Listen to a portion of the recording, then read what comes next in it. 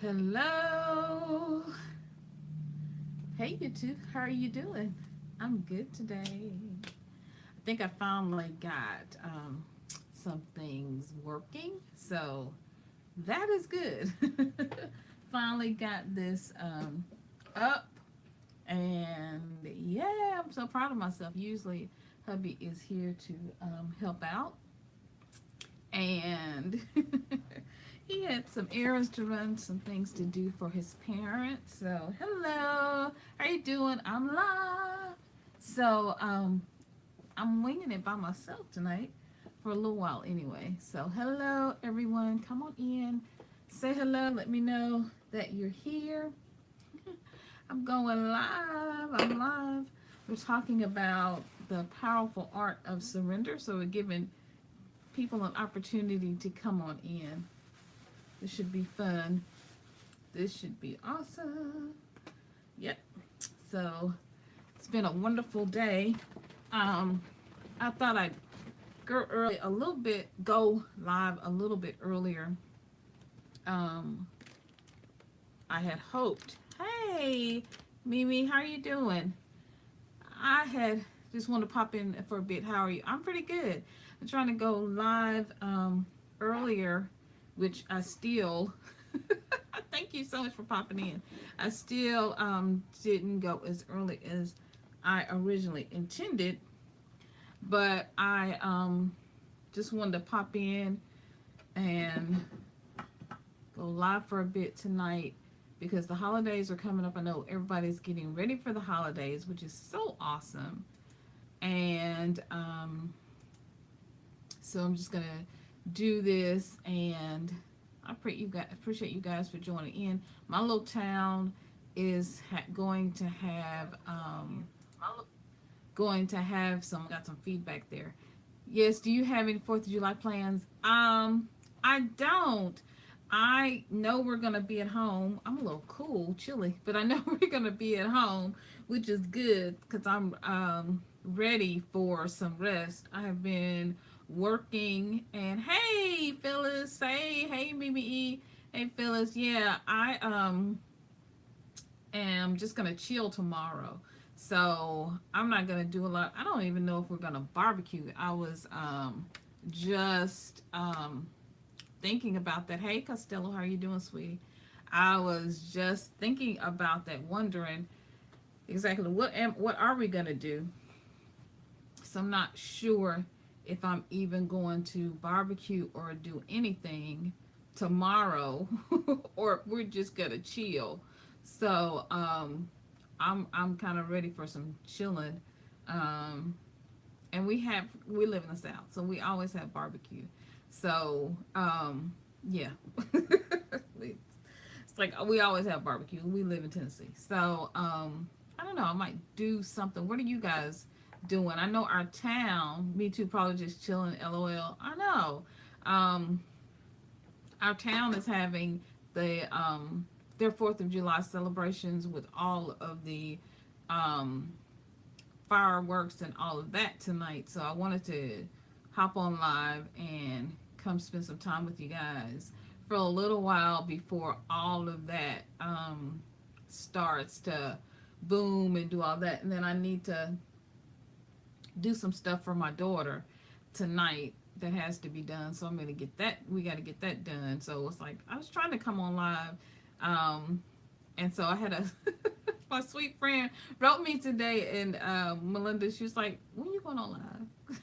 so, so yeah, I was trying to get that done, and then trying to get the house stuff, trying to get the yard cut and all that before the holidays. So hubby was working on that today, so I was like, I couldn't go live because y'all would have heard the lawnmower, and so couldn't do that then we had company. It's like, why is it when does anybody else experience this?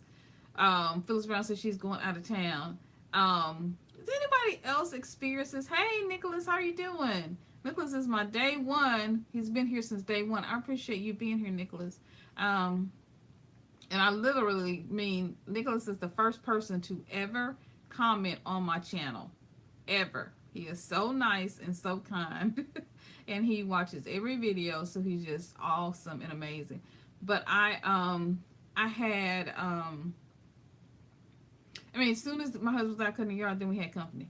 Um, Costello said, "Nice pickups from JCP. Thank you, thank you so much." I taped that quite a while back, and you may have, I don't know if you've noticed or not, the influence of some of the meds that I had to take. So I was kind of laughing when it came up because I was a little slow. But anyway, so I was under a few. Hey, Gums, how are you doing? Gomez, how are you doing? You have to tell me how to pronounce your name. So I was under the influence of, the JCPenney Hall. I was under a little influence of some meds, but I was like, I wanted to do the haul, and it was older, and I had forgotten that I had it, and then I had recorded. Oh, it's Marie. Okay, good. Okay, Marie. Hey, Marie. So I forgot, Marie, that I had done it, guys, and I was looking back through my phone, like, okay, should I record a new video, or do I already have something? Because I like to do lifestyle stuff in the middle of this spiritual stuff that I do, and keep that kind of going and flowing for right now until, because I enjoy it. I mean, that's my life. That's how we live. Shopping, you know what I'm saying. Happy. Oh, you're happy I posted it? Thank you. I appreciate it. I started to, I looked at it for a minute and I was like, gosh, I'm talking so slow. They're going to think I'm crazy.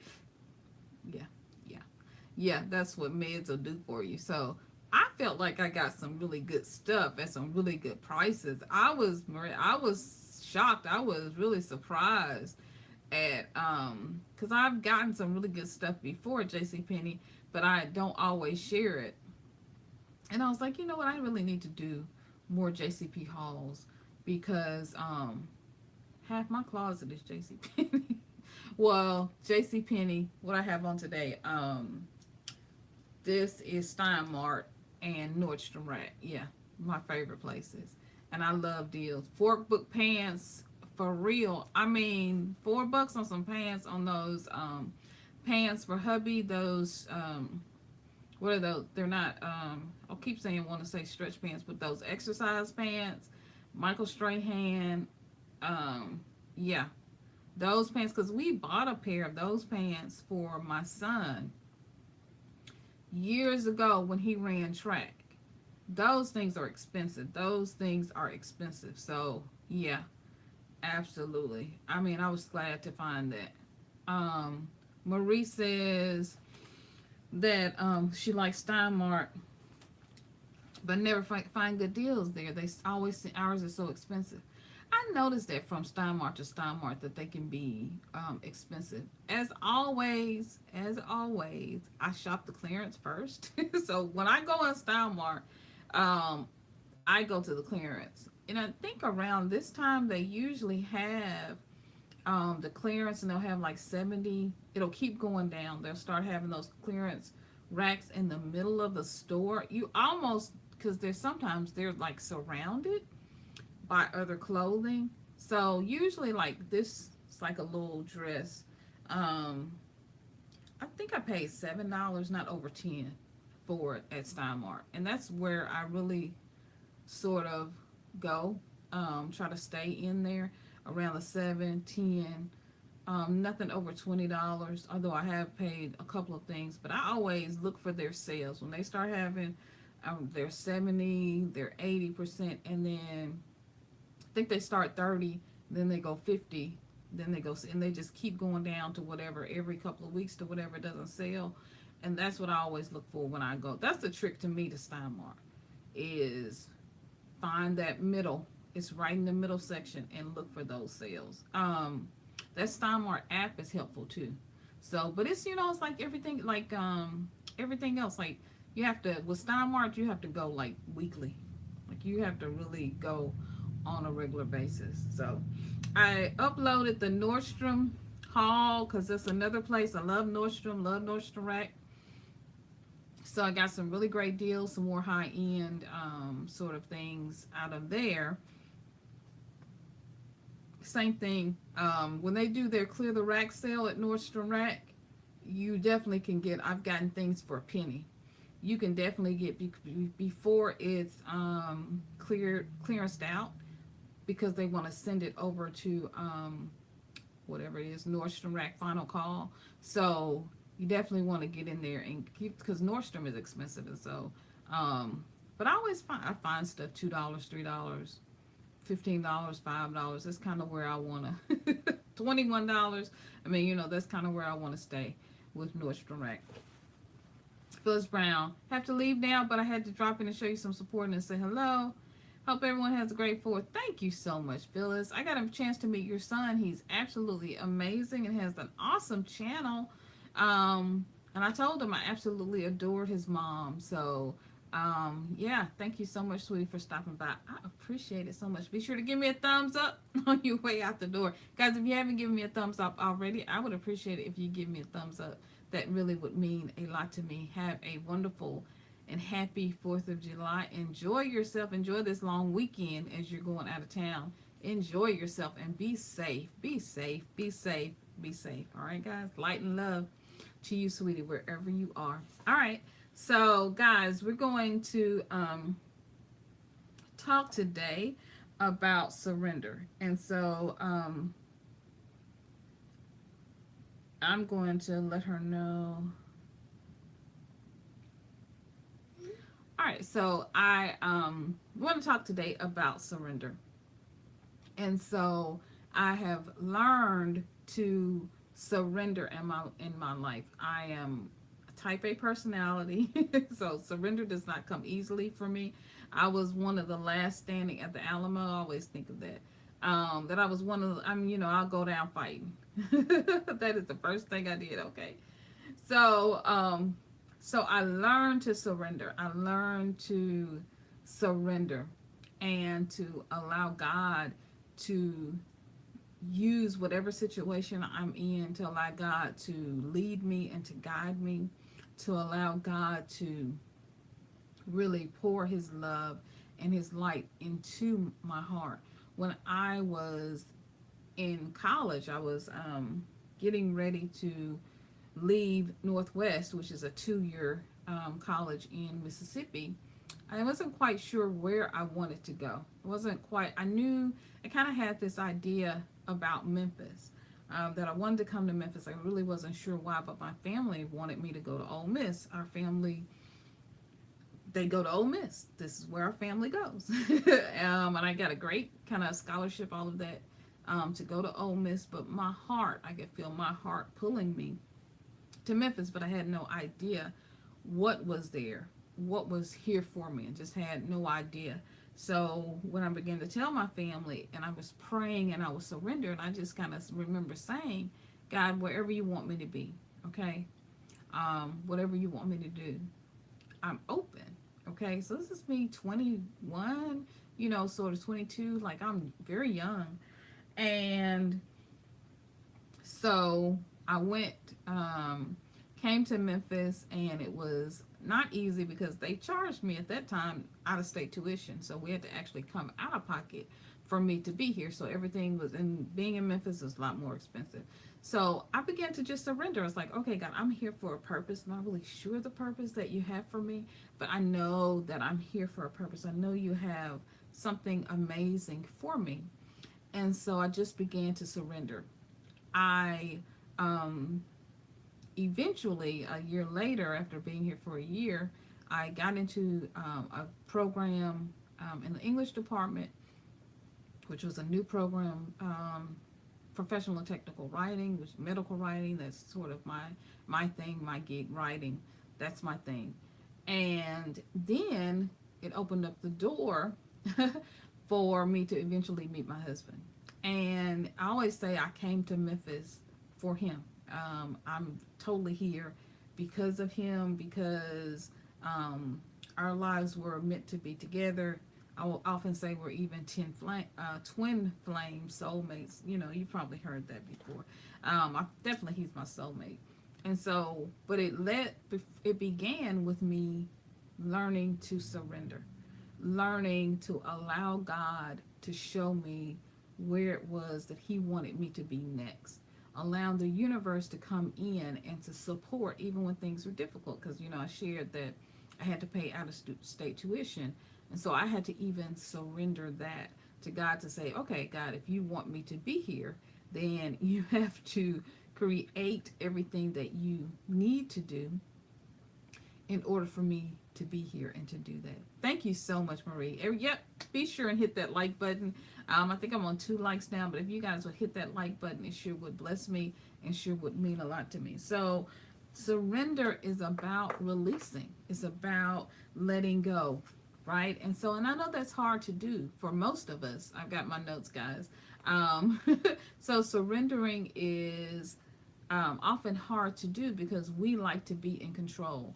We are used to being in control, making the decisions for ourselves and knowing exactly what direction that we want to go in, setting that path, making the goals. And so it's a whole different function to be able to step back for a moment and to allow God through prayer, through meditation, to begin to speak into you His wisdom, His journey, His plans for you, right? God has plans for you, right? For each of us, and they are good. Well, if we're always creating the plans, if we're always doing what it is that we want to do, and we never stop to consult God or to ask God for His direction, for His wisdom, or to pour into us His plans, because we've already created our own plan, then we often find that we are not totally fulfilled, or we're yearning for something. It's like being hungry, but you don't know what you want to eat. You know, we're yearning for something and we don't know what that is because we haven't allowed God to pour into us what it is that He desires to come through us. And so I thought that I would be, for example, a medical writer forever. Like, I just thought once I, become a medical writer or a tech writer for a engineering company, this would be my life. Like, this would be it. Yes. And then when God began to show me other plans, I began to be more fulfilled. One of the things when I was doing medical writing, I hated it. I hated being in a cubicle. Obviously, I love to talk. So being in a cubicle all day, sitting and having to sit there was very difficult for me. Very difficult. It was like first grade and kindergarten. Like, really, like you have to tell kids 100 times to go sit down.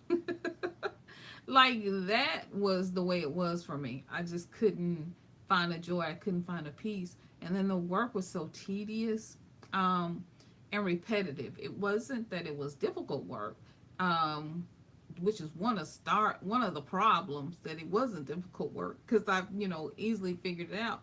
And then so I was like, oh my gosh, this is not what I thought it was. It's very repetitive. I don't get to use any creativity, and I don't really work with the people that I like. I love you guys, so I feel like always when we come in this space together, we co-create together, right? But I felt like working with and I think engineers and medical people are absolutely phenomenal. I work with doctors and engineers, absolutely phenomenal, but it just wasn't the language that I even wanted to communicate in, because we're always talking about, talking medical jargon or engineering type jargon.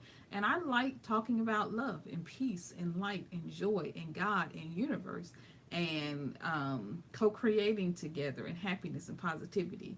So imagine where we're going to slide those conversations again at work, no less, right? And so Mimi E says the steel heart couldn't sit still, right? I couldn't sit still. Imagine that. I could not sit still. I just had hey Inga, how are you doing? Glad to be here. Glad you're here. I'm glad to be here. And so I just couldn't sit still. I was like a little kid at a rodeo. Like, I was just like, oh, what do I know?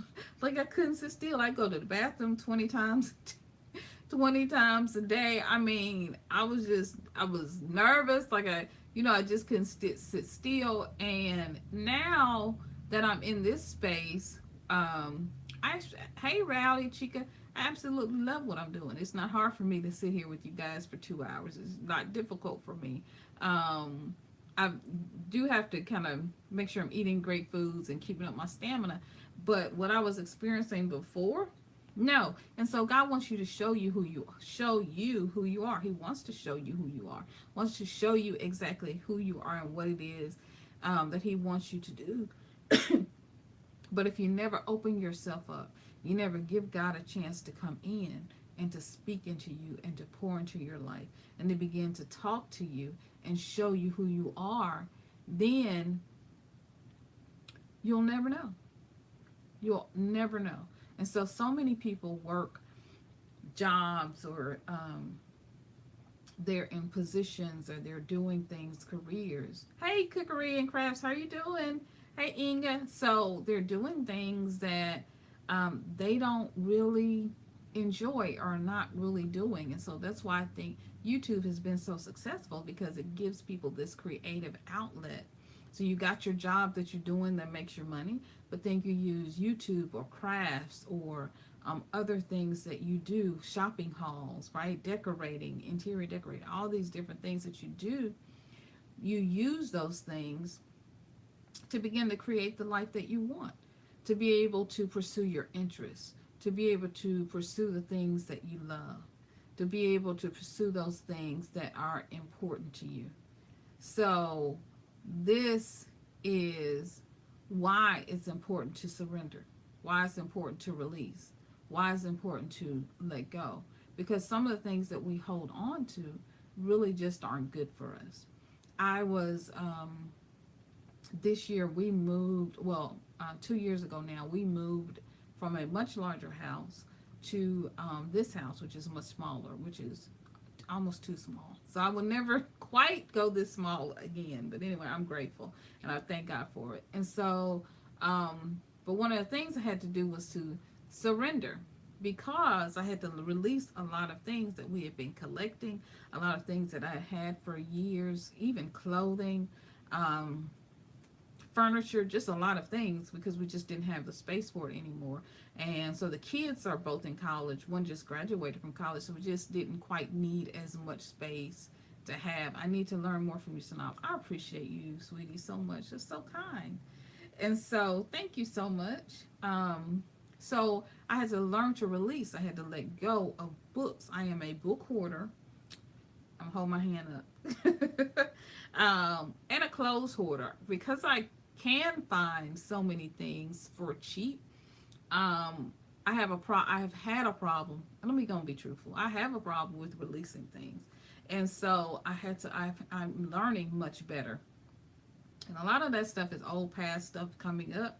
From my past, from things that me moving, eventually go stay with my grandmother full time, from living with my mom, all of that. So I tend to hold on to things. I tend to hang on to things, hoard things, more than normal.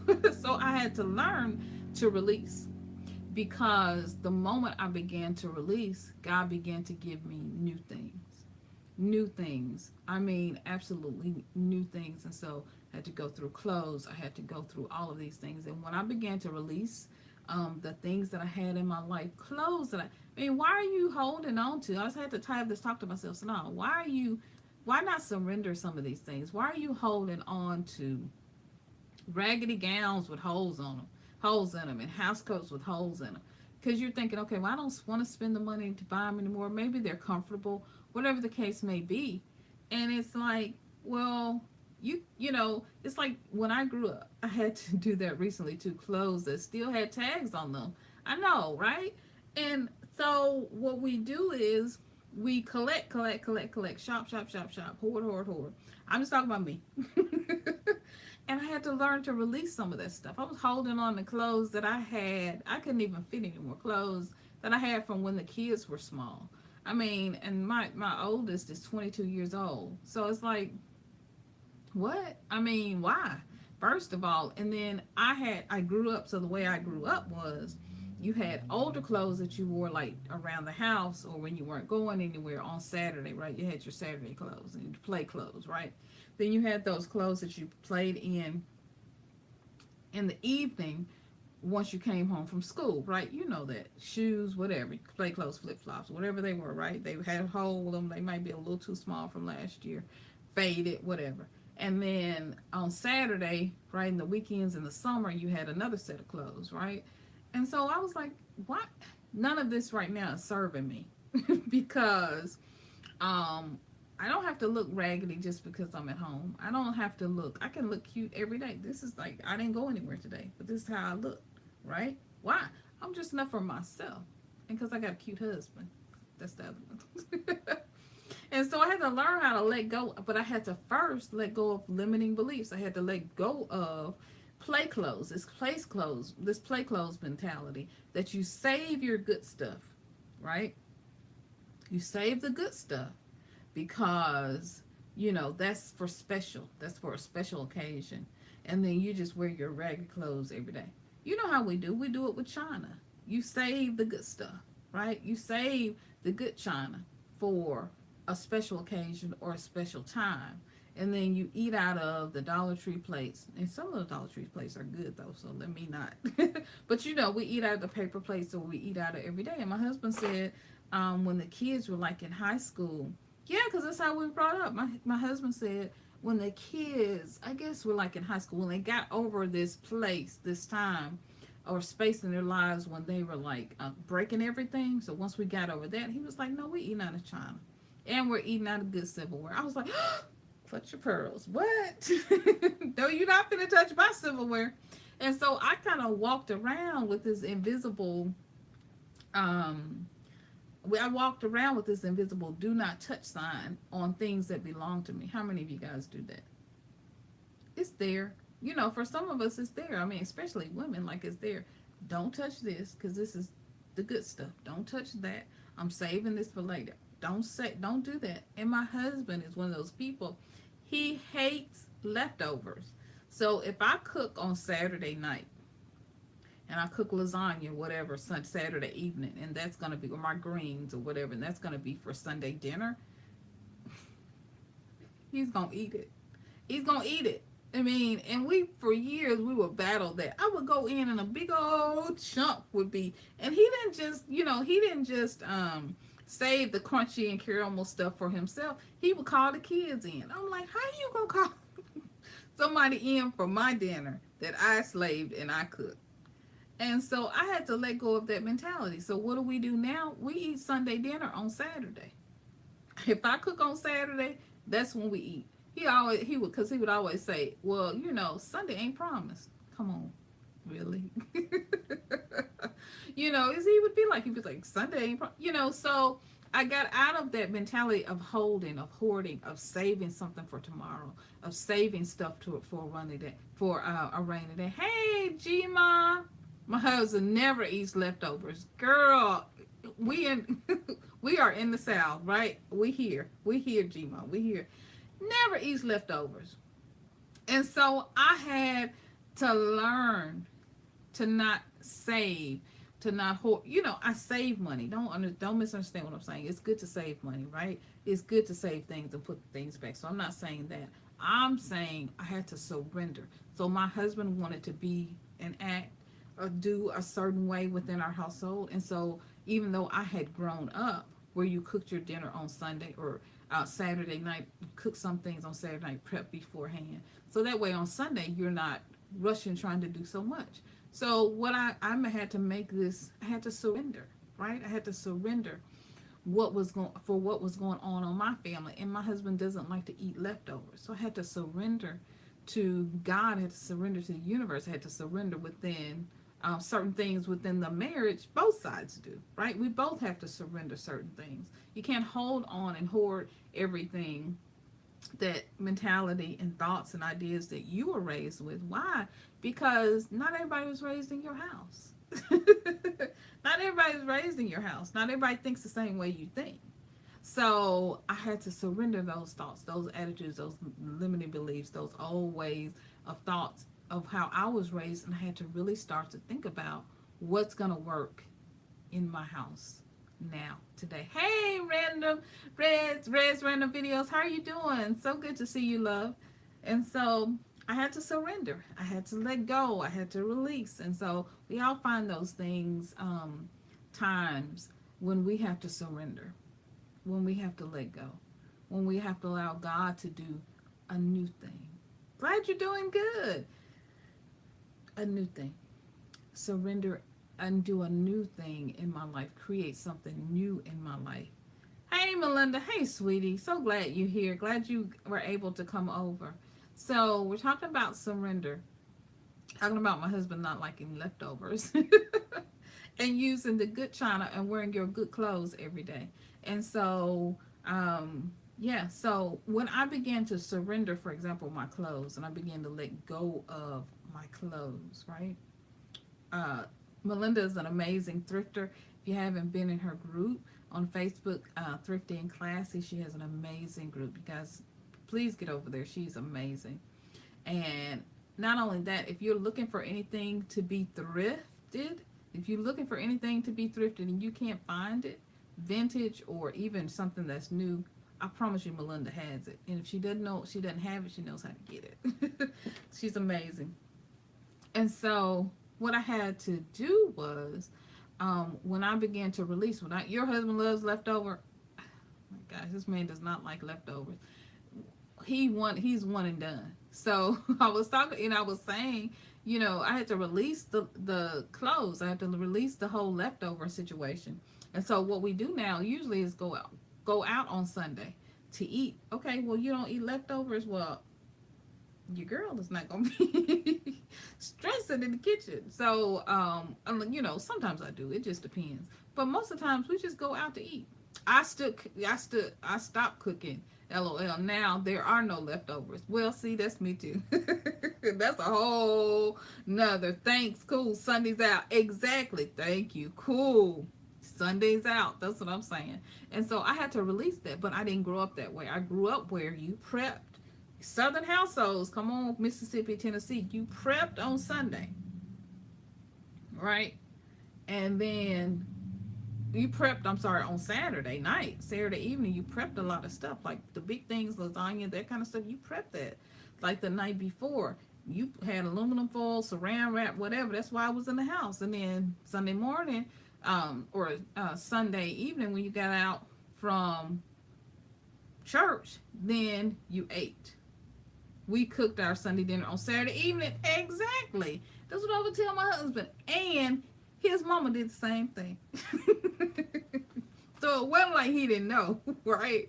It wasn't like he was just like, look, when you come to our household, he didn't want to do that. So I had to compromise. I had to release some things within the marriage. I had to release some things. I had to surrender and I had to let some things go. Because at first, it was like driving me batty. I was like, boy, if you don't get out of this kitchen, and it would be heated. And I was like, I had to release it and I had to let it go. So then things just started, happening. When I started to release, then it was, and every time I do this, I start to release things. Then we would get coupons for like food. We would get amazing deals on food. The kids were small. I mean, you'd have these amazing deals on food. We started getting, my sister-in-law is the queen of gift cards. We started getting all these gift cards. And then we'd save gift cards when people would come give us gifts or something like that. They would get us gift cards. And we would often eat free. I mean, it was just amazing. A lot of times we would end up eating free. But I had to surrender. I had to let go of the model, the way that I myself had been raised as a child. I had to let go. The same thing with clothes. When I started letting go of this whole mentality of play clothes, so you have your play clothes in the evening when you get out of school, you take them clothes off and them shoes off, them socks, all of it, right? You take all that stuff off and go get them rag clothes and you put your play clothes on and then you go outside and play. I had to let that go. Once I began to let those things go, then God began to bring blessings into my life. Miracles started happening. This is how I really learned how to thrift and do garage sales, because now I can wear literally something new every single day. I can really literally wear something with new with tags every single day, between thrifting, between sales, between all the stuff that I do. Um, Clearance, I don't have to worry about it. I don't have to worry about it. It's not like when we were growing up. There's a store, the amount of shopping centers and places to shop are so much more normal. It's normal to have sales. You remember how sales used to be a big, big deal? There are always sales. It's weekly sales everywhere you go. Some store, even right now today, is having a sale. So we don't live in that same society. We don't live in the same way that our parents grew up, where they turned. My grandmother was making dresses out of Kroger sacks. We don't do that. We don't have to do that anymore, right? So as things change, you have to be able to release and let go. Melinda is saying, my cousin's family doesn't eat leftovers either. She is a serious cook and used to put leftovers in the freezer for her family. I did too. I used to prep. When I cooked one pan of lasagna, I would always cook two, because to me it was easier. So I don't know. I cook that way. I cook as if I should have had 10, 11, 12 kids. That's what my husband says. And so, I've gained the weight to prove it. So I'm trying to eat healthier now. But yeah, I used to prep too. I was serious about prepping and putting stuff away and putting stuff up. It's dressing. When I cooked one pan of dressing, a huge big old pan, I would cook two. It was just easier for me to do that. And so now when I cook it, we eat it and we're done. When it's gone, it's done. Now they're getting a lot better with leftovers now. Like Gma, now that I don't cook as much D as I used to. Now people be starving for leftovers, waiting for leftovers, especially greens. My grandma would get up at 5 a.m. every morning and cook breakfast and dinner. Reds, see, we here. This is what I'm talking about. Your grandmama was my grandmama. Exactly. Faithfully. Would get up every morning. If she slept past 5 a.m., people thought she was sick. Cooking, I'm talking about full meals. She get up and cook that breakfast. She get up and cook her breakfast, and it would be the bacon, the ham. Am I reconnecting? Am I coming back? Okay. Yeah, she would cook. Oh, can y'all see me now? Hope I'm back. Plus clean and iron. Clean the whole kitchen. Wash all the clothes. Iron. Do it all. And I'm sitting here barely can get. All grandmas used to be that way. That was how they were. That was how they ran. That was how they were. And those cast iron skillets cook cornbread. You dump that skillet out, you cook your cornbread, and then you go and you fry that chicken. You know what I'm saying? Like, they was just doing, they were doing double duty, and they could get it all done. They did get it all done. And so this grandma just ordered pizza. I'm with you, Melinda. I was trying to I hadn't even figured out what I'm gonna do for dinner tonight, and I was thinking the same thing. I was like, I gotta figure out something. I think I'm just gonna do some quick chicken. But I was like, I need to figure out something quick. I was like, I gotta find something quick. Red says, I'm almost ashamed to say I refuse to do all that now. And I had to release that. That was one of the things too I had to release. I had to say, look, I'm not my grandmother. I love her.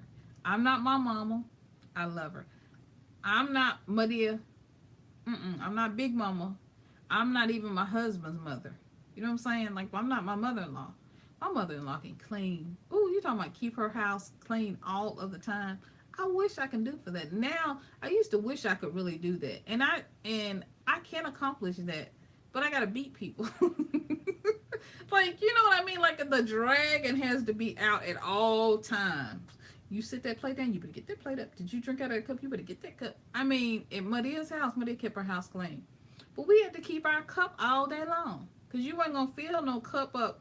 Did y'all do that? Drink out a plastic cup? Then you had to drink out a plastic cup. That was one of those tumblers. And then you had to keep your cup all day long. Because you weren't going to fill up her sink with a whole bunch of dishes. No, ma'am. And you was gonna get a paper plate because she wasn't fit to be washing all them dishes either. And when you release some of that, you start letting some of that go, you're happier. You can be happy and you can enjoy your life. Now, if you're a person who likes to stay in the kitchen and you love to clean and that's just what you love to do, but see, then well, I don't have time to be talking to y'all. If I'm doing, I mean, I like to cook, okay, because it's got to be done. Lord, it's got to be done. It's like cleaning. Okay, I clean because it's got to be done. But you know what I'm saying? You definitely kept that same cup. You better keep that. And you better not lose your cup either, because you lose that cup, she gonna make you sweat. Red, Red says, had 5 children. I had to cook every day for them. Now they're grown, but my husband wants a meal every single day. SMH. See, I had 2 kids and I was stay at home. You know, I worked outside the home, but for a large part of when they were growing up, I was a stay at home mom. So I didn't work a whole lot while they were in school until they got older. Okay, until they got until they got older. And then I went back to work rather. And so I cooked every day, even coming home from work. I cooked every day. I cooked every day. A full meal. My kids had a meal. They cannot say that they did not eat good. Full meat, bread, potatoes, veggies, rice. I'm from the South, whatever. Like we ate, okay? And so now that it's just the 2 of us, I do have to try to cook. I do have to retrain my mind to cook at least 2 or 3 days a week. But I was telling him the other day, and he just looked at me like, okay, sis, I'm gonna watch you on TV. Okay.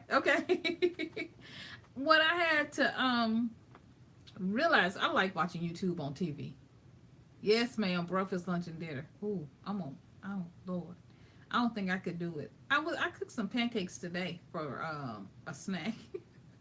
I cooked some pancakes today because I'm bad. If you guys ever watch Helen H, I love Helen H, and so she'll have like a pancake night, pancake for dinner, or so I'm bad about, like, today around 3 or 4 o'clock I cook pancakes. And so, but I grew up in a house where we cooked batter cakes too. So I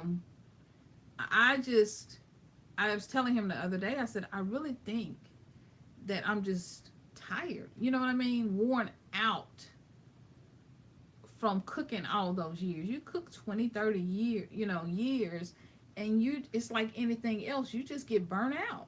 It's not it's not anything negative or anything. It's just you also need to try something different for a minute so that you can kind of refresh or kind of release and kind of let go yourself. So even you need to release and surrender to try to do something new, try something new. Because one of the things, I just stopped cooking. Like, I just kind of stopped.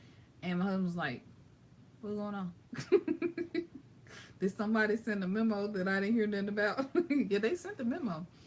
And he learned how to cook. So last night, what do we have for dinner? Chicken. He can fry some mean chicken. And so we had chicken. What do we have the night before? Hamburgers. Oh, he can make a good... Oh, man, this man needs to go in business for his hamburgers, his ribs, and chicken. I mean, because people really place orders. If they know that he's cooking, those things, and those are the 3 things he can cook. He can do anything on a grill. And he's good. I mean, the food is really, really good. And so, in me releasing him, and we made sure to buy him I made sure to get him a very nice grill. Very nice grill, I think we got from Lowe's or Home Depot. And now he loves to grill. And I encourage that. I encourage him to grill. Because then that saves me. I had to help him find a passion. Because I was really the one that was like, this was just me. I was the one who was like, control. Okay, I'm going to cook. I'm going to do this. I'm going to cook.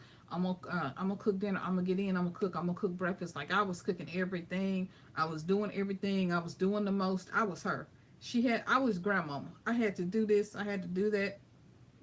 On holidays, I get up 4 or 5 o'clock in the morning, had to cook my ham, had to cook this, I had to cook my turkey, I had to do the roast, I had to do, men do like to grill. My husband made his own grill. Ooh, he made his own grill. Go ahead now. Hey, Jada Diva. So glad you're stopping in. Thank you so much. See? And so I will release that, so I started releasing cooking and just allowing him. And then I started, before the kids got out of the house, teaching them to cook. So I started releasing the kitchen to say, hey, come on here and make this spaghetti. Come on here and help mama make this, or, make this. My kids can make lasagna now better than I can. So I had to release it. And my husband helps me with the dressing. That's really a big thing, production that we do together, is making the dressing together, especially on holidays. So I had to give up recipes too. You know how we do, because we had those secret recipes, and that we have, that's our family, and we want to be known for mama's special lasagna, mama's special sauce, mama's special this. Well, that meant I had to relinquish and release, surrender some of those things, right? You know what? So I had to release and relinquish some of that. And so sometimes, I'll just come in and say, babe, I would love, like the other day, I was in Kroger and I was like, ooh, babe, I would love to have one of your hamburgers. This was Saturday. I said, ooh, I just want one of your hamburgers. He's like, well, you already out. Why don't you grab hamburgers on your way? And I was like, no, I want your hamburger. But because they do that to us. They do. Baby, I would love to have some of your pork chops. Nobody makes smothered pork chops like you do. Look, I need to learn how to make smothered pork chops. That is the one thing I cannot make. I can't get that gravy right for nothing in the world.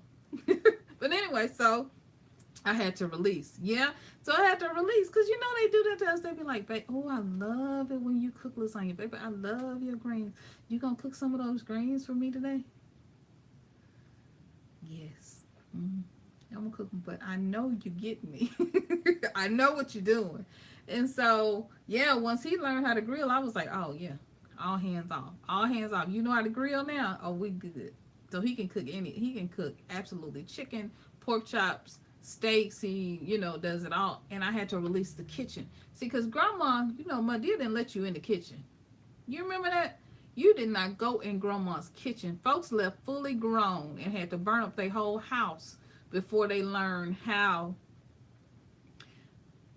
to make anything. And then the recipes, because they didn't share them and they didn't let you in the kitchen, and that was their thing.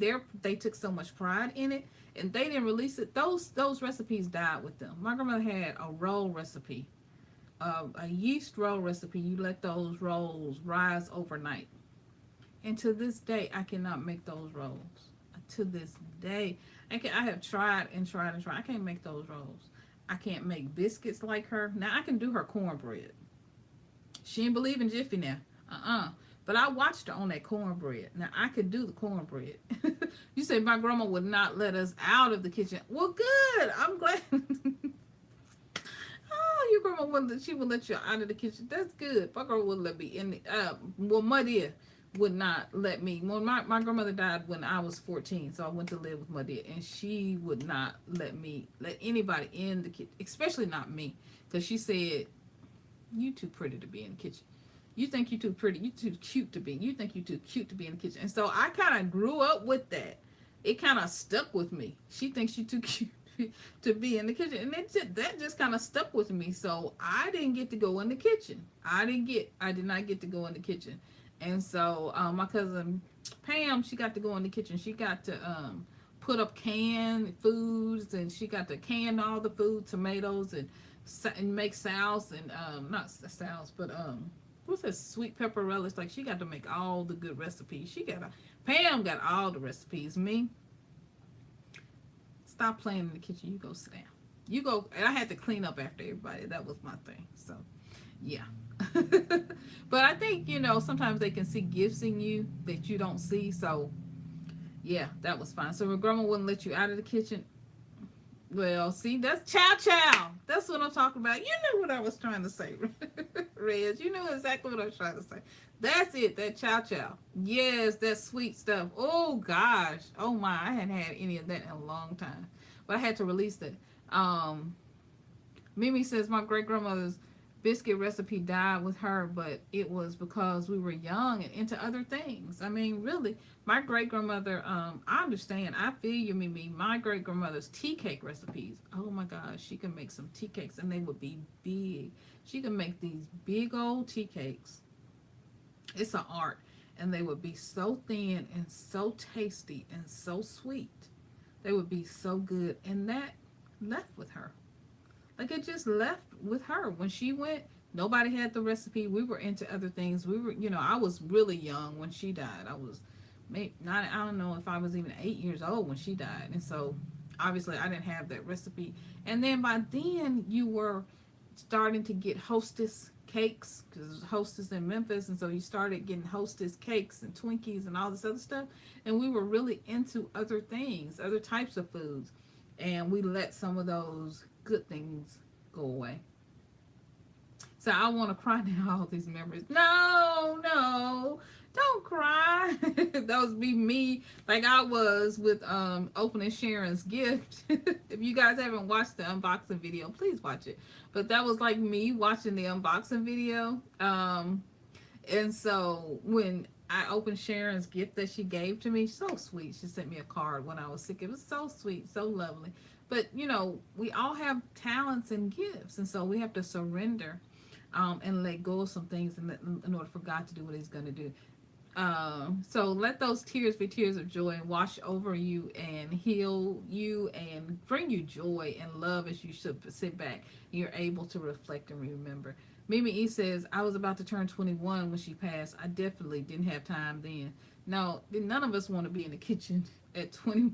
At 21, I was too fast. You could be held down in the kitchen. And I wasn't necessarily trying to run after boys. I'm just saying I was trying to do whatever. I was in college. I was trying to do other things. I definitely wasn't trying. I know what that is at 21. Girl, y'all too much. I love y'all though. Y'all too much. Right? Y'all too much. So let's talk about clothes. I had to release clothes. Oh my gosh. I had twins at 22. You had twins at 22? Oh my goodness. Oh my goodness. Twins. Wow. That's amazing. People will say that my daughter and son are twins. But they're 2 years apart. So, and they're very close. And they, to me, have like ESP, like they know what the other one's thinking. They have a very similar personality. So when you said twins, my mind just went wow, because twins are so awesome. I mean, they're so awesome. I had a first child at 26, so I was pretty old when we had our first child, but still young enough that now, by the time I was 45, you had twins again at 24. Girl, you are blessed. You got the twin thing going on.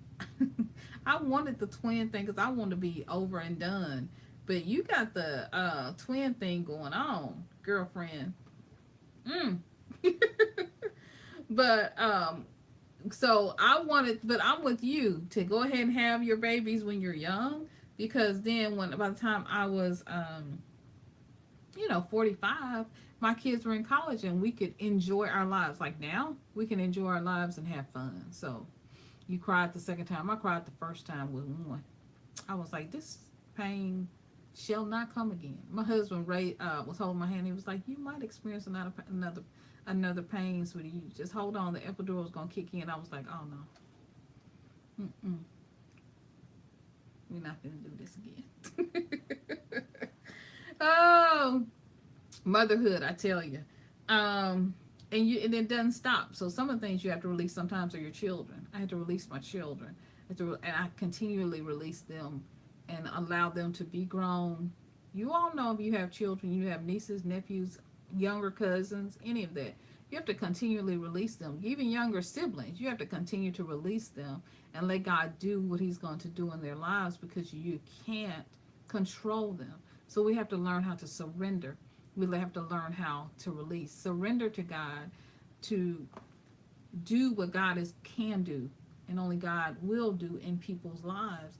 And sometimes that means you can't control them. You can't control other people and what they do. So I'm going through, as an empty nester, a huge lesson and learning to surrender as a mommy, right? To surrender as a parent, because I can't, not like, I did when they were younger. I can't control every situation. I can't tell them what to do. I can't, you know what I mean? I just figured it out this year. I'm learning it. My husband is telling me, oh my, I had to really release. And it's not that they're doing anything bad. It's just that they think they're grown. They are grown, in a sense.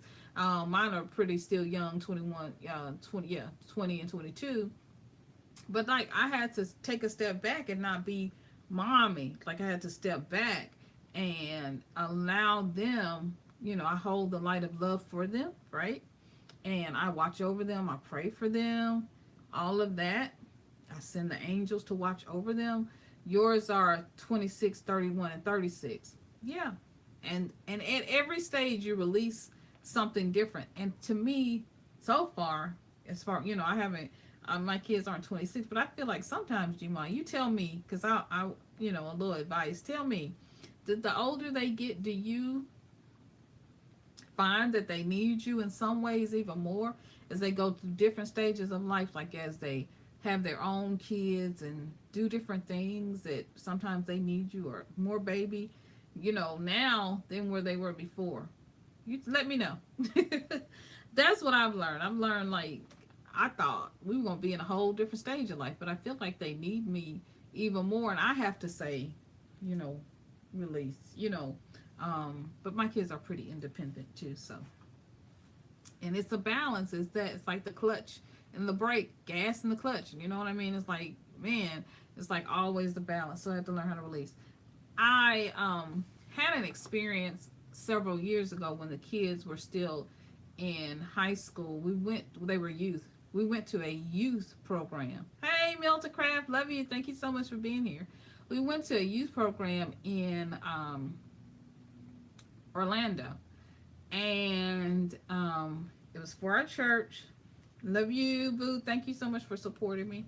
Appreciate you, man. So, yeah, Lord, yes. Pick up kids. Can I move home, save money? Nope. LOL. Exactly. It's like they need you in a different way. I know. Because we're kind of having that conversation now. Hey, Cooker, you're back. Good. Glad to see you back. So, and we were on a bus with the church. It was a church function. So we were on a bus, drove to Orlando, drove back. On the way back, the bus caught on fire and burned up everything, burned up every single thing. And so one of the things I was upset about, I had a Coach purse, and it burned this purse up. And so I began to release that. My jewelry, all of our jewelry, my jewelry was destroyed. We finally got back some of our clothes, but once we got them back, several weeks later, they smelled so bad, like smoke. And even first of all, it was soot all over the bag. Then you open it up and everything smelled like smoke. You try to wash that stuff. It's like trying to get that smoke out was just so hard. And it was right before school started. So on our way home on the bus, we had stopped at Tanger Outlets. It was then Tanger Outlets. They've changed the name now. And so in Florida, we stopped and we got our son some shoes, bought some different clothes, some different things they would need for school. And plus, the stuff we took on the trip, because it was so close to like a week or two before school starts, we had bought new clothes for school, summer stuff. And so all this stuff gets burned up. So I had to release. Like, my husband and I had to really literally release. When we started to release, people would come by and they would drop money, in our hands. Just here, don't say nothing. Come put some in your hand and don't say nothing. So I had to release. I had to say, God, look, I don't know what you were doing when you let this bus catch on fire. I don't know what you were thinking exactly, but I'm going to trust you. And I thank you that the angels were protecting us. Nobody died, because it was the middle of the night when the bus caught on fire. Nobody died. And so we thank you, God, that you protected us and you kept us safe, and the angels were watching over us. So I had to surrender in that moment and release and say, okay, God, your will be done. Lord, your will be done. Right? And so I released my frustration, my anger, my hurt, my pain, even my embarrassment. Because I'm like, what are we going to do that we just spent all this money to go on this trip and then bought all these clothes and then we bought clothes, for the return home. At that time, there was no Tanger here in Mississippi. So this was years ago. And so I was like, wow, I mean, what are we going to do? And so I was in the car one day and I was telling the Lord about this Coach purse that had burned up, right? And I eventually did get that purse back, and it was, it had I wish I could find my burn up. I had a little burn up wallet in there, when I did get my ID back, because I had to go and get Social Security cards, ID, everything. And I remember praying about this little Coach purse. And now, because you know how God is, you know how big God is, you know how amazing God is, like really, you focusing on the Coach. Now I can say that because I have multiple Coach purses and because I know what God can do. It's not a worry, it's not a stress for me. But at the time it was, because I was new to the journey. I released it. I remember releasing it. God tells me, he says to me, I was getting the car. So I went driving, left the kids with hubby. I went driving. I was just driving.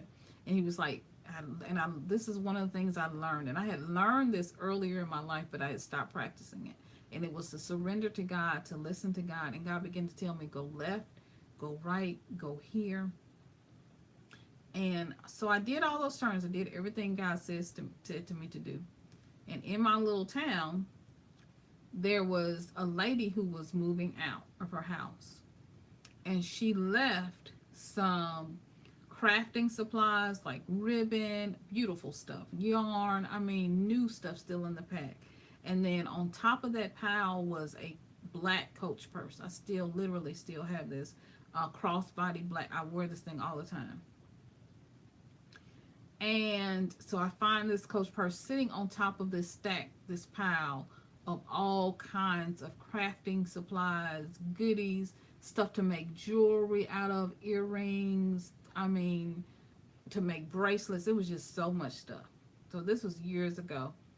And from that moment on, I learned to trust God. That lady actually came out of the house. She came out of the house and I asked her, I said, do you want these things?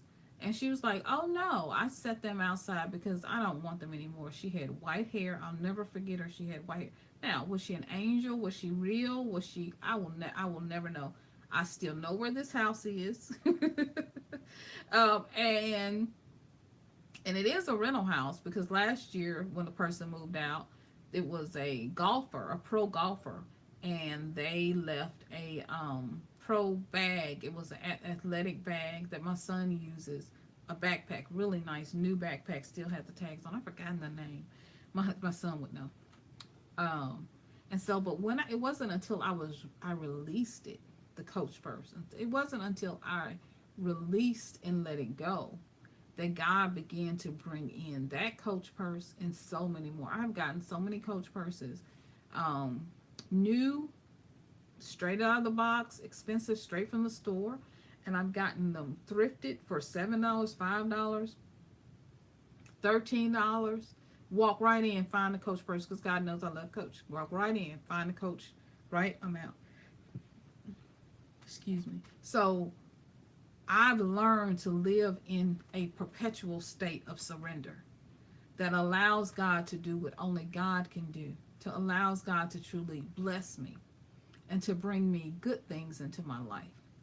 And so when you switch, right, when you switch into this state of surrender where you're surrendering to God, when you surrender to the universe, when you surrender to allow angels to work in your life, then God can bring miracles. Then miracles can begin to happen in your life.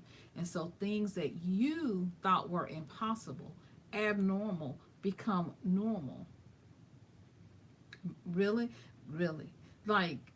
So I know now that whatever I ask God, bless you, and I'll have a great day. Good. Thank you so much. You have an amazing night. Hope you're enjoying fireworks this weekend and cooking out and doing all those things that feed your soul. So, gotta go. Sorry. I understand. Love and light, sweetie. Love and light to you. Be sure to like the video. Thank you so much. I'd appreciate it so much if you would do that. Thank you so much. Thank you so much for joining me. I appreciate you, love. All right. Thank you. So I had to learn to surrender instead of me holding on to the anger and the frustration of what happened. It not even holding on to the anger and frustration that the bus company didn't do their part. They didn't do anything. Right? Hey, Designs by V. Hey, hey, loves. How are you? We're doing good. And so when I released it, so I released being in that bus fire with my family. I had to release and let that go. Thank God and begin to walk in gratitude. Thank you, God, that we're safe. Thank you, God, that we're blessed. Thank you, God, that no one was hurt in this bus fire. So when Thank you. I'm so glad that it was a pleasure for you to do that. Thank you so much. I appreciate that. So when I released that the anger, the hurt, all of that. So when I released it, then God began to bring on more miracles. Like I said, people began to put money in our hands. Someone knew what had happened, and they actually bought the kids help. But they bought the kids clothes for school. I mean, that began not with us, not because we asked or not because we put it out there, not because of anything, but just because we had a different attitude. We went from an attitude of sadness and being upset and being angry into an attitude of being happy and being blessed and being loved and being grateful and full of gratitude. Thank you so much, Cooker. You're amazing. Thank you so much. Light and love to you, sweetheart. Thank you so much. Love to you. Have an amazing weekend and enjoy, enjoy, enjoy. So I learned to release. I learned to release control. I learned to release possessions. I learned to just let go of things. And so one of the things that I did this summer was I took the time to go through my house and to get rid of things, clean out the garage. And as I began to release things, more things that I really loved and enjoyed, beautiful clothes, more things began to come into my life. And that's really how God takes me on a journey. The more I release, the more I surrender and let go of and allow God to bring things into my life instead of me stressing over it. Even me stressing over, YouTube, growing YouTube, any of that. But when I began to talk to God about my channel, I began to release what I wanted to do on my channel and begin to say to God, okay, what do you want? What is that you want to see? How do you want my channel to go? And when I began to do that, then God began to show up in miraculous ways, and you all began to show up. And so release and surrender are such an important part. They're an important part of healing. When you release, if you're sick, you've been sick, you guys know, if you've been sick before, the fastest way to get healed is to rest and to take care of yourself, to, take your medicine, to do the exercises or whatever, physical therapy or whatever God is telling you to do. And so I had a struggle with that when I first fell this year. I struggled so hard with releasing, with letting it go. And so when my neurologist had a real good talk with me and said, you need to sit down somewhere. I had to let the Lord lead me. Absolutely. Same thing with your channel. I understand. Absolutely. And so my neurologist had a long talk with me. You got to sit down somewhere. You got to take care of yourself. You got to allow yourself to heal. And so when I did that, then I began to heal by leaps and bounds. I began to heal quickly, much more quickly than what I was healing before, when I was struggling, when I was trying to control it, when I was still trying to do everything, and when I wouldn't release and allow other people, my husband, I had to release cooking, I had to release washing, because I don't like nobody else. I'm like grandma when it comes to washing. Nobody need to be what you need to be at the washing machine for? Doing what? What you need to be around there for? That's how I was. So I had to release control of that and let other people do the laundry, let other people do things in the house, right?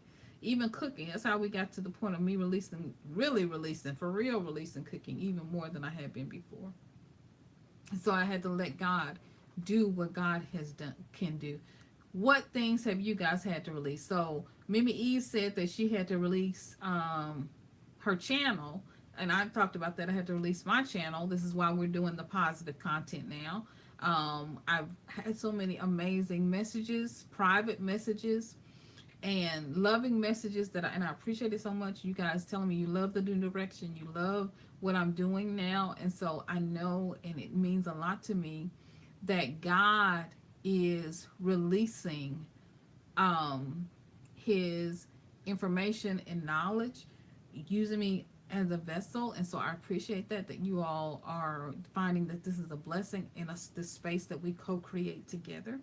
And so watching was hard for me. What things have you been able to release? So Mimi says she was able to release her channel. Merlinda says she can't release the laundry. Look, now that I'm well, I've fully taken the laundry back. The laundry thing for me is just this. I don't like messed up clothes. So my thing is, whites and darks don't go together. I mean, I don't care. I don't care what anybody says. Y'all can buy that new pods or whatever you want to do. But at the end of the day, you know the thing. And don't wash cold. Don't wash colored clothes on hot. Like, no. And no, don't wash sheets and underwear and all that stuff together. No, y'all separate some of this stuff. So I don't know that I'm gonna be able to release laundry type soon. Melinda Wilson says, Red said before we go. So I'm like you, Melinda. I'm not gonna be able to release laundry anytime soon. Melinda says she released a lot of her groups. I focus on smaller groups that are more interactive.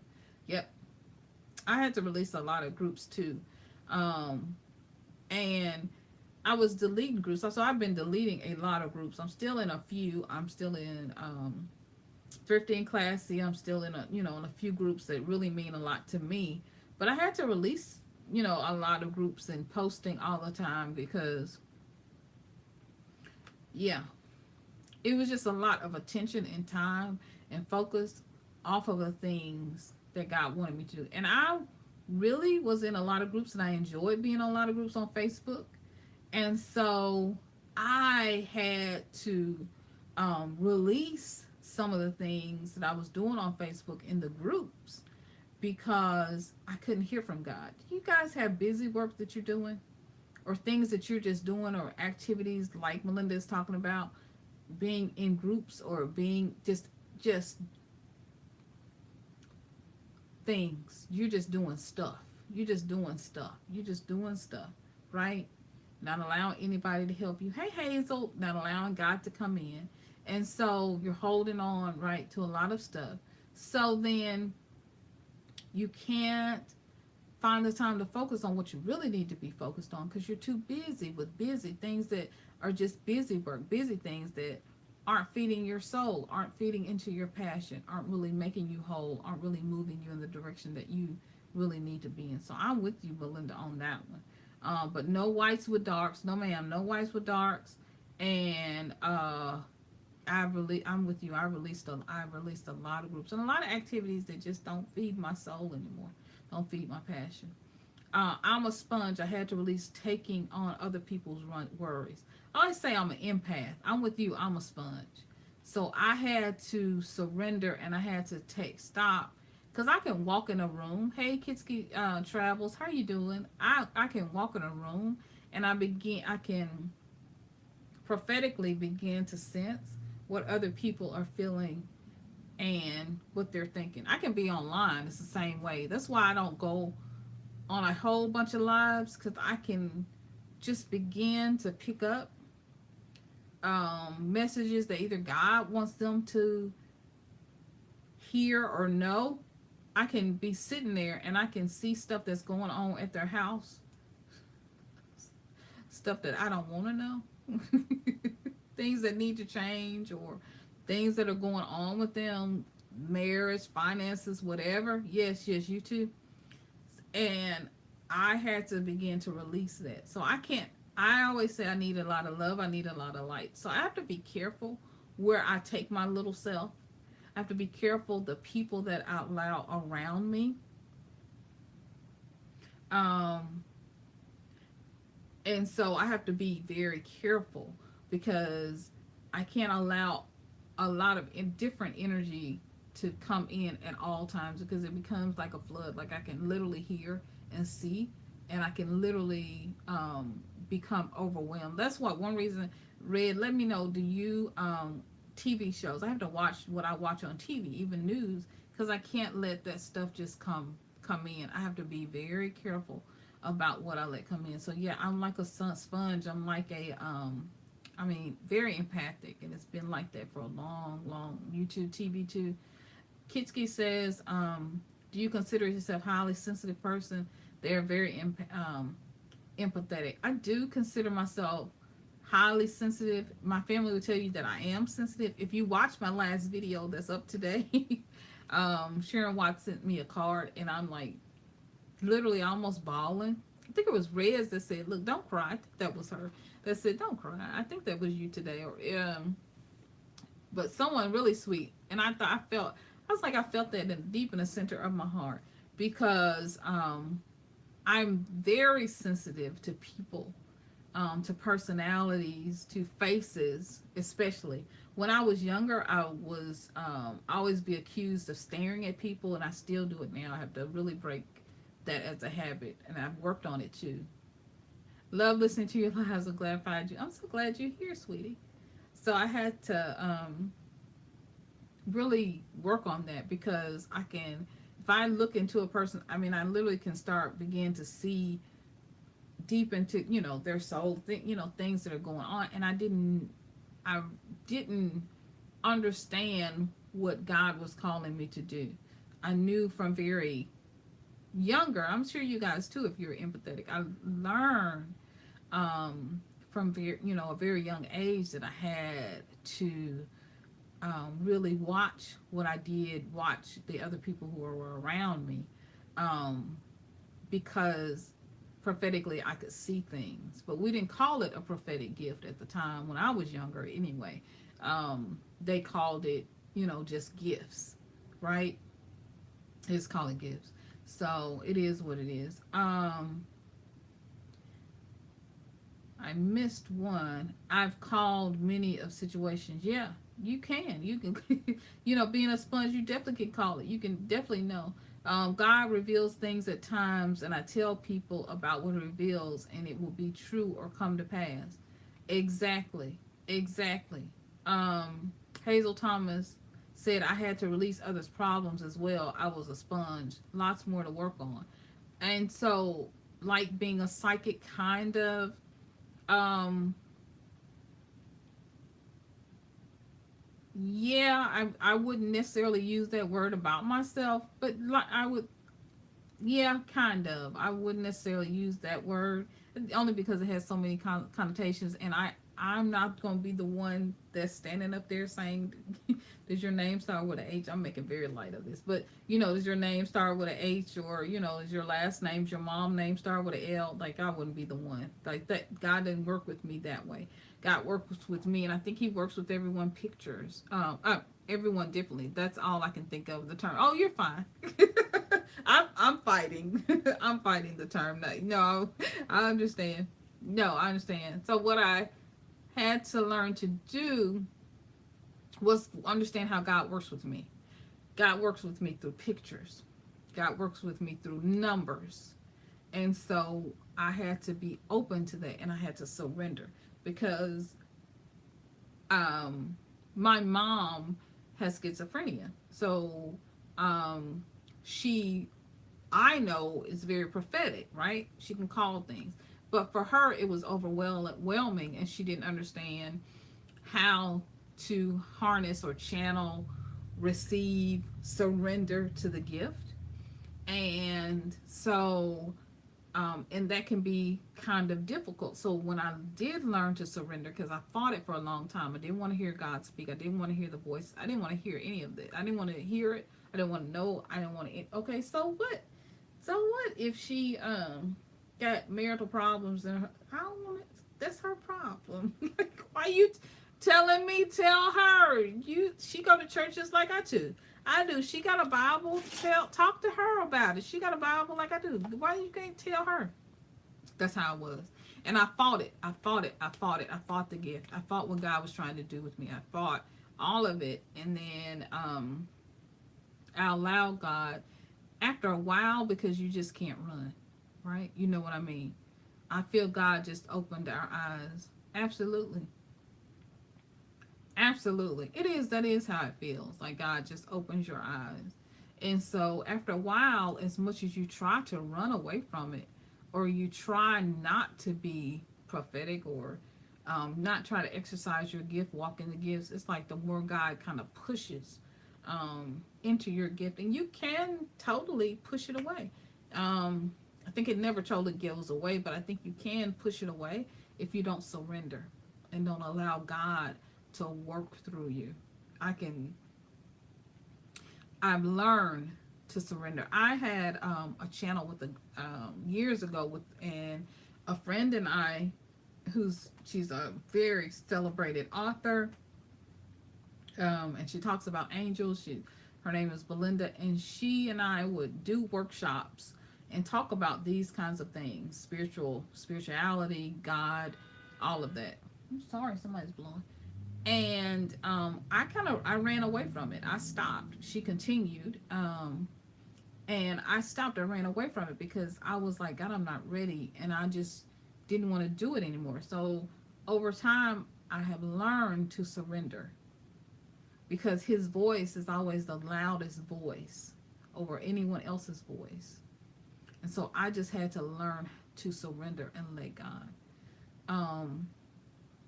Yeah, I figured that out. Like my neurosurgeon, that it was major surgery and I needed to take a break for 6 months. And so, absolutely, I had to take a break. No, I talk about that the fall that I had, and with my neurologist, I had to hit my head. So I had to hit my head, literally had to hit my head, because God was telling me some things He wanted me to do, and I was literally going in another direction. I said I was backing back, and I love listening to y'all. Well, I'm glad you can listen. I'm glad you love listening with your eyes closed. You can listen. We can't wait for you to come back, but we know you're healing, so we're so glad just to have you here on this channel. We love you so much, but you know, Dee's an amazing creator, but she's taking a break, and we love her. You got to take care of yourself. We love you for that, but you got to, you got to do what you got to do. You got to take care of yourself. I did that for April, 4 months. I took off for 4 months, Dee, so I definitely know. Almost 5, so I definitely know what that's like. But I had to learn very anal about the whole house. I know, I am too. But at one point, I started putting on blindfolds, literally putting on those blindfolds, those eye things from the Dollar Tree eye mask. And I was be like, whatever. But I mean, literally, we have to take care of ourselves. Learn that the hard way. I literally had to, after everything was done, I think I had a vlog about that I'm going to put up. And I clean with you guys. That's what I'm cleaning my room, because literally I had so much laundry, clean laundry, stacked up. Because what they would do was, my husband would do, he would put it in the baskets for me. And they didn't get put away, it'd be folded, but it would be put in baskets, and he didn't hang anything up. He hung it on hangers, like if something needs to air dry or something like that, but he didn't put it in the closet. So after, when I did get well, 4 months later, I had almost 5 months, I had so much laundry to put away, and I love him for that, because he kept everything clean. He kept the house going. He had to go to work, he had to take care of me, all that. So I love him. You can't do everything. So I appreciate that. I appreciate him so much. And I had to release that. I had to release stuffs in baskets. I had to release that I can't get up and hang all this stuff up. I had to release that stuff and just let it go and say, God, like right now, healing is the most important thing. And so I release my healing, but I also release the angels to come in. God, you to come in and do your surgery, to do your healing and work within me. And so I'm glad and now I can say I'm glad I had the fall. because of the fall, I totally changed my channel. Hey friend, how are you doing, sweetie? I totally changed my direction. I totally changed my channel. I totally changed everything because laying on my back for those months gave me new perspective and focus and direction, and allowed God, because I couldn't do anything else, allowed God to really speak to me and talk to me. And I had to surrender. My healing didn't come until I surrendered and I let go. So all right. So yeah, surrender is so important. Let's see. Turn over control, turn over the outcome of trying to make things that happen for themselves. One of the things, I talk about my channel, I had to turn over, release control, trying to make things happen, trying to grow my channel on my own. Now you want to be here, if you're here on this channel, it's because you want to be here. Like because I can't, I don't have the energy to like do things that I don't feel called to do, I don't love. So I just have to release. I just have to release and let God do what God is here to do. And so I have to release and just let God do what God can do. Angela, so glad you're here, sweetie. So yeah, to let God do what he can do. So release control of the outcome, right? And even control of what the channel is going to look like, how the channel is going to function, who who are the people that will come and love this content, because I don't know who you are. I don't know who who God wants to bring, right? So I had to release all of that, and that was difficult for me. Release the outcome when the house is being cleaned, and I had to release being sick. Like I just had to release all of that and let God work through my husband and work through my kids, work through my daughter, and let it happen. So if the house wasn't spick and span clean, like I would clean it. The laundry wasn't up and put away, like I would put it away. I had to release that stuff. If the chicken didn't taste the way I would, right? Cook the chicken and salt it perfectly and season perfectly, then I had to release that. The control of it all, right? Mimi says that was my struggle for a while, trying to make my channel be something that it wasn't. Right. Finally, the Lord told me which way I should go. Exactly. You have to release. And so that may mean my husband had this, and I had this talk, and he was like, well, that may mean you have slow growth. And it doesn't mean that I don't go to networking sessions on YouTube or, whatever. But it does mean that I allow God to bring the people and to allow my business, because the YouTube, ministry business, whatever you want to call it, channel, to grow and to grow organically. And one of the things my husband said to me was, when you want better wouldn't it be better to have an organic channel where people are truly engaged in the content, truly love what it is that you're doing, rather than to have a lot of people who drop comments but they never really fully are engaged or a part of the channel or a part of your family. And so yeah, we're going for the latter. Yeah. So I had to say, God, thy will be done. Your will be done. Your will be done, right? Your will, not my will. Your will. Your will be done. You fix it. You show up how you want to show up. You do it. Eckhart Tolle said, Gary Zukav, said that the solution we crave is in surrender. So is there a tough situation that you're dealing with? If there's something, having a very difficult situation I need to deal with, I will take a nap. Okay? Let's see if it's going to come back. All right. One of the things that I've learned to do is to take a nap. And so as I take a nap, then I always have some type of notebook or something beside me so that I can hear what God, what Spirit, what the Lord is trying to say to me. Hi, KJ. How are you? So glad to see you. Thank you so much for joining us. And I'll just write down what God is saying. Just take it and write down. Sometimes it's like scribbled all halfway, sideways, all down the page, right? Because I want to hear. I'm good. Thank you so much. I just want to hear what it is that God wants to say. And so, and just allow God, right? Allow God to speak. Allow God to share. Allow God to pour into me, to feed me, right? To feed my spirit and to feed my soul. And so that's one of the things that I learned through meditation, through prayer. Meditating on a scripture that will be done, right? So if you take that one scripture and just meditate on that one scripture and allow God to talk to you, allow God to pour into you, allow God to speak to you and to speak through you. And so sit there and meditate and pray and believe that God is going to give you the answers. Believe that God is going to show up and that he's going to speak. Maybe he may not even speak in that moment. He does for me, but maybe he'll speak later on that day. I was, Sunday, I went to church. I had been out that morning, sort of working, like we were jogging. Picked up some sticks and did some other things in the yard. So, but I had to run to the grocery store. So when I went to the grocery store, saw somebody that I knew, and they were coming to hug me, and I was like, "Oh, don't hug me," because I've been working in the yard. I mean, I've been out jogging, walking this morning, exercising. So I don't smell so great at this moment. So I love you, would love to hug you, but she's a hugger. She hugs, and I was like, but I can't, not right now.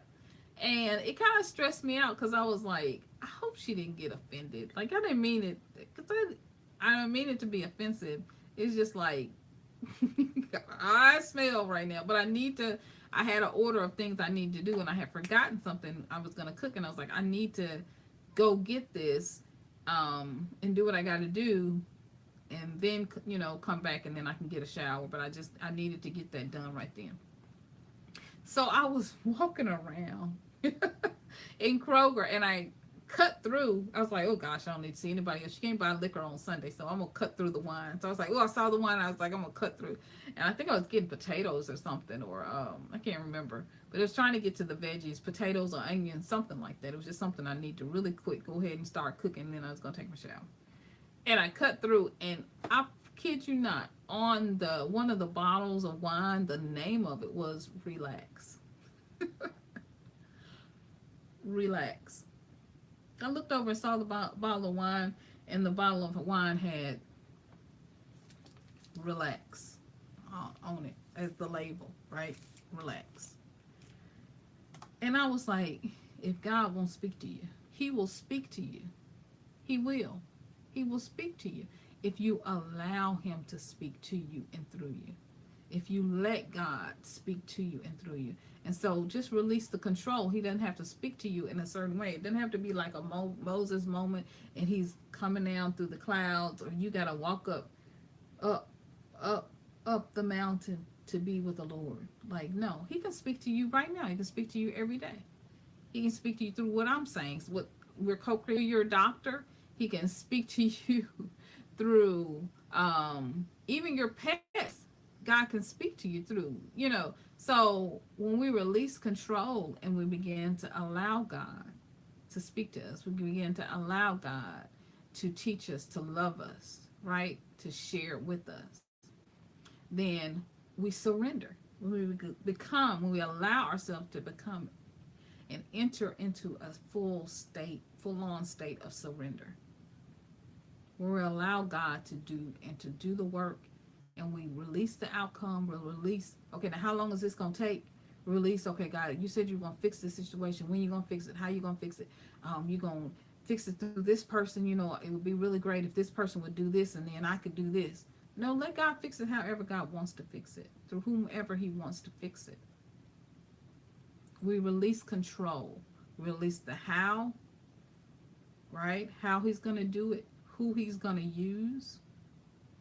And you release the outcome. You release the outcome of how it's going to turn out in the end perfectly, right? So you ask God for something, right? To perhaps, like I was talking about the Coach purse. So, okay, so it didn't come to me through, my husband, at that point in time, through him buying it for me, not that particular one. He's bought every other one. It came to me through me driving, and this beautiful Coach. It was it's a black crossbody vintage purse. It's the flap over one, and the messenger bag, it flaps over, and so it's, small crossbody, leather, pure leather. And so it was sitting on top of a garbage pile. Would that have been the way that I wanted it to come? No. That's God's house. God's in control of the house. Wasn't dirty. It was on top of, a stack of beans is what it was on top of, and craft beans. So it wasn't nasty, wasn't dirty, wasn't in with garbage, nothing like that.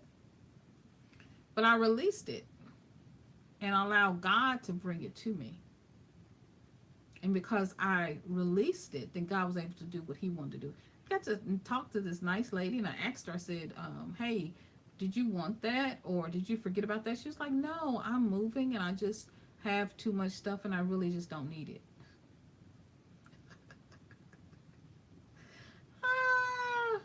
God is good.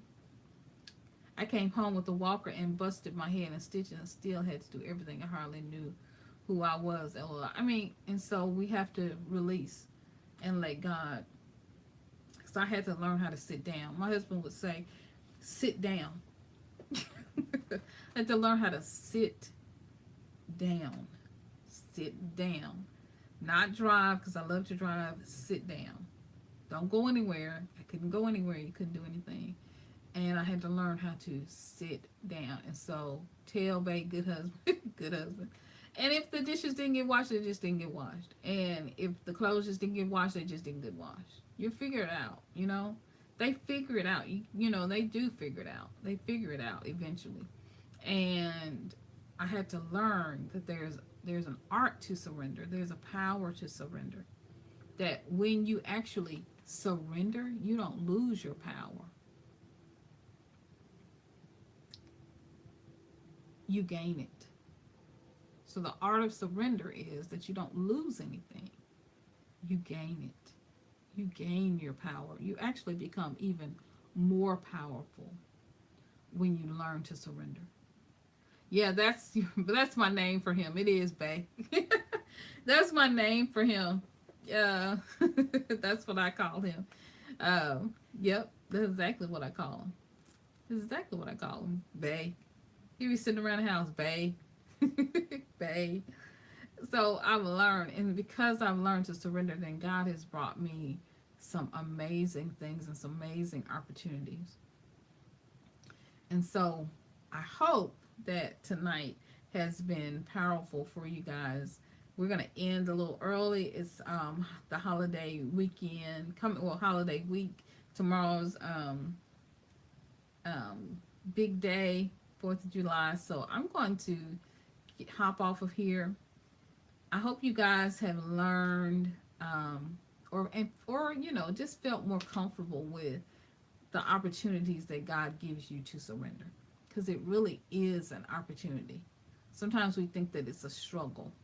We think that it's a chore, but amazing things in our lives, because he's waiting on us so that he can do his work. He's waiting on us to surrender. Surrender is the gift. Surrender is the blessing. Because once you surrender, then other people can step up and do what it is that they need to do. They can begin to do the work that they need to do. Or God can begin to do work through them to say them, you need to shift, you need to do this, you need to do that. And asking for help. Sometimes it's as simple as asking for help and making out a list. Even if you don't write down, making out a list. Hey, I need you to do this. I need you to wash clothes. I need you to do this. I need you to do this. I need you to do this. That's what I had to learn how to do. I need you to do this. I need you to, because we got married. We were very, very strict roles. The wife does the house, and because that's the way I was raised. And then the husband does all the outside and all the other stuff. So I had to say, hey, I need you to do this. And, I'm coming to a time in my life where I'm getting more and more comfortable with being able to say, hey, I need you to bring in a maid 2 or 3 times a week. We're not there yet. But, hey, I can be. Where we need to have a maid. And we've talked about it to come into it. I'm fine with surrendering to that. I'm fine. because that gives me more time to create and co-create with you guys and to spend time with you and to write and to share with you guys and to research and to do all of the things, take time to meditate and pray and do all the things that God has called me to do. So I hope you guys are having an amazing night. Happy surrender, everyone.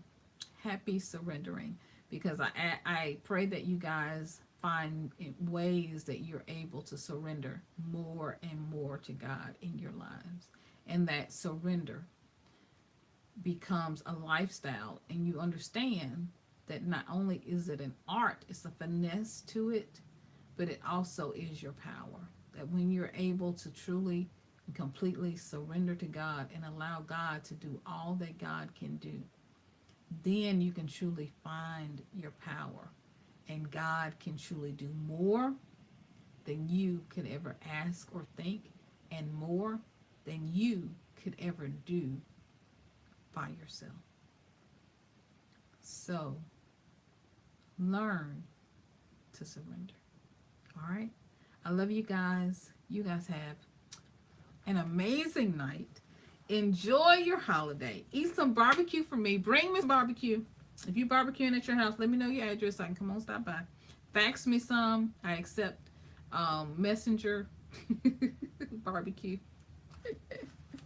Email, fax me or email me some barbecue over. I'm going to get off of here. Y'all have an amazing night. Have a good night, everyone.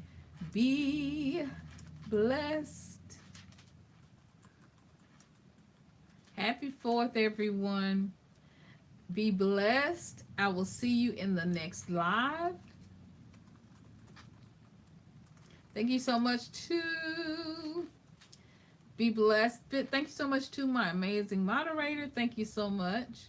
I had 3 come on. All 3 of my moderators came on tonight. Thank you so much for Mimi E being here the whole night. Thank you for Milton. Thank you so much for Red's Random Videos. If you haven't already, please go out and check out their channels. They have some amazing channels. Give them some watch time and drop them some likes and some comments.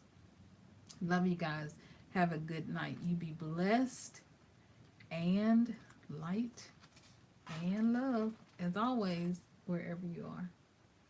All right. Bye, guys.